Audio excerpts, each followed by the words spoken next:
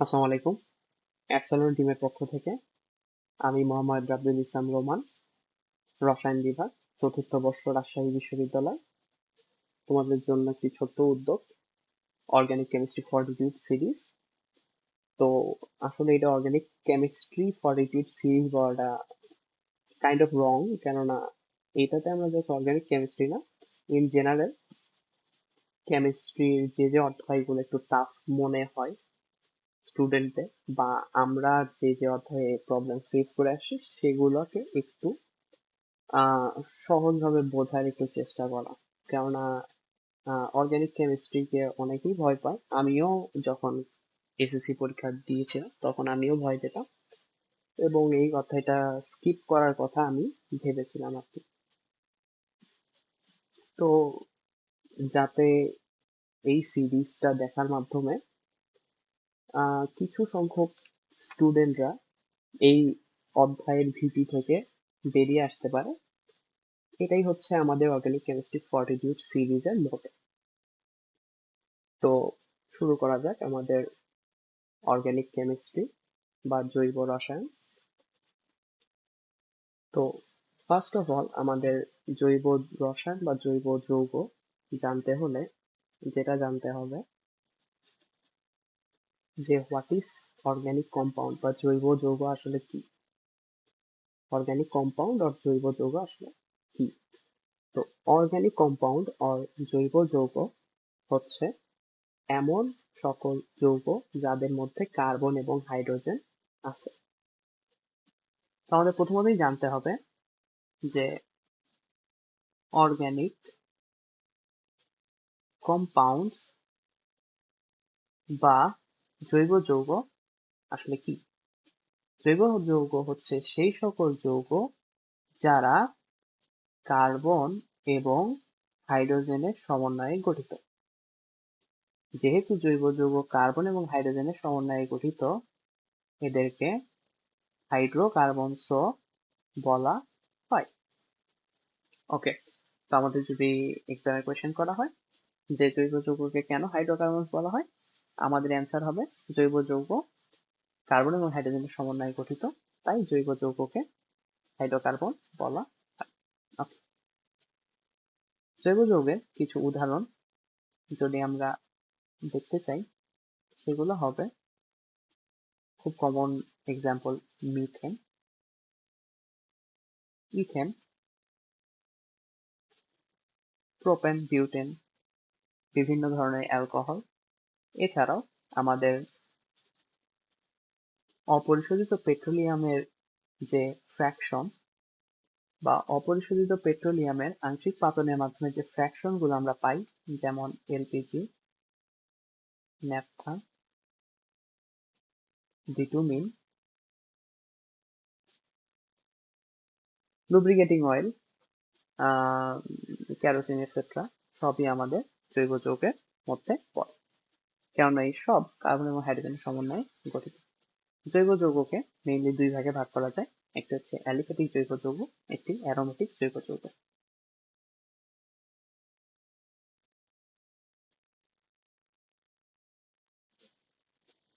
তো একটি হচ্ছে অ্যালিফ্যাটিক জৈব যৌগ এবং দ্বিতীয়টি হচ্ছে অ্যারোমেটিক জৈব যৌগ। প্রথমে আমরা অ্যালিফ্যাটিক জৈব যৌগ সম্পর্কে জেনে নিই।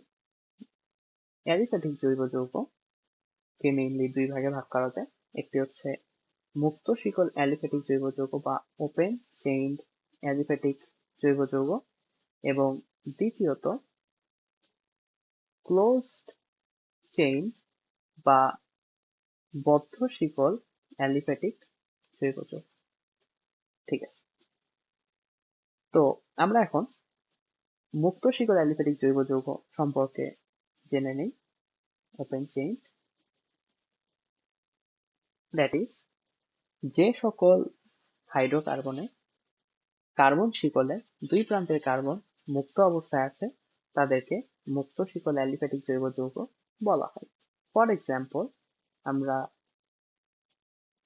CH3 single bond CH3, ethane, CH2 double bond CH2 ethene. এখানে আমরা দেখতে পাচ্ছি কার্বন শিকলের দুই প্রান্তে যে কার্বন অবস্থিত আছে তারা মুক্ত অবস্থায় আছে, তারা কোনো চক্র বা রিংয়ের মধ্যে আবদ্ধ নেই, সেহেতু এদেরকে আমরা মুক্ত শিকল অ্যালিফ্যাটিক জৈব যৌগ বলতে পারি। মুক্ত শিকল অ্যালিফ্যাটিক জৈব যৌগ আবার দুই প্রকার। এটি দুই প্রকার। প্রথমত স্যাচুরেটেড বা সম্পৃক্ত এবং দ্বিতীয়ত আনস্যাচুরেটেড বা অসম্পৃক্ত। স্যাচুরেটেড বা সম্পৃক্ত বলতে বোঝানো হয় যে সকল মুক্ত শিকল অ্যালিফ্যাটিক জৈব যৌগে কার্বন কার্বন একক বন্ধন আছে তাদেরকে সম্পৃক্ত মুক্ত শিকল অ্যালিফ্যাটিক জৈব যৌগ বলে, এবং যে সকল মুক্ত শিকল অ্যালিফ্যাটিক জৈব যৌগে কার্বন কার্বন দ্বিবন্ধন অথবা কার্বন কার্বন ত্রিবন্ধন আছে সেই সকল মুক্ত শিকল অ্যালিফ্যাটিক জৈব যৌগকে অসম্পৃক্ত মুক্ত শিকল অ্যালিফ্যাটিক জৈব যৌগ বলে। তো আমাদের এই গিভেন দুইটি এক্সাম্পলের মধ্যে আমরা ফার্স্ট এক্সাম্পলকে যদি একটু কনসিডার করি, আমরা যদি ফার্স্ট এক্সাম্পলকে একটু কনসিডার করি, যে আমরা জানি কার্বন এর যোজনী 4, দ্যাট মিনস এর 4টি হাত আছে, রাইট? ওকে, তো প্রথম যৌগে আমরা দেখি কার্বন এবং কার্বন। এখানে আমরা দেখতে পাচ্ছি এই কার্বনটি এই কার্বনের সাথে একক বন্ধনে যুক্ত, এই কার্বনটি এই কার্বনের সাথে একক বন্ধনে যুক্ত, এবং এর বাকি হাতগুলো আমরা এইভাবে রিপ্রেজেন্ট করতে পারি।